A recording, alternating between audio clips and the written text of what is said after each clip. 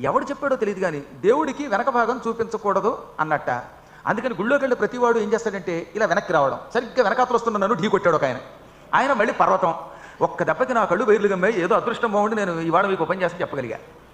అంటే దేవుడికి పృష్ఠభాగం చూపించకూడదంటే అవతల వాడిని విశిష్టుణ్ణి నీ పృష్ఠంతో తనమనే చూసుకోవాలి. ఔచిత్యం అంటారు దాన్ని. ఎవడి కూడా కళ్ళు మూసుకుల్లో వచ్చేయటం. ఆంజనేయుడి దగ్గర ఒకడు, ఇంకో తోడు గుద్దేయడమే పక్కవాడిని. ఎక్కడ మన పురాణాల్లో చెప్పరా అనవసరముగా పృష్ఠభాగం చూపించదు. అక్కడ చెప్పిన వాడు గుర్తుపెట్టుకోండి మీరు. అనవసరముగా కావాలని ఆయనకేసి తిరిగి కబుర్లు చెప్పొద్దని అర్థం.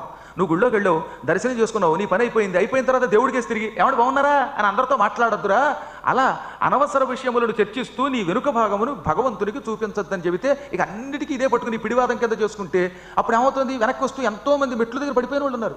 దేవాలయం మెట్లెక్కి పైకెక్కి వెనక భాగం చూపించకూడదని ఆ మెట్ల మట్టే వెనక్కి వస్తూ డామ్మని కింద పడి నడ్డి వరకు కొట్టుకున్నారు.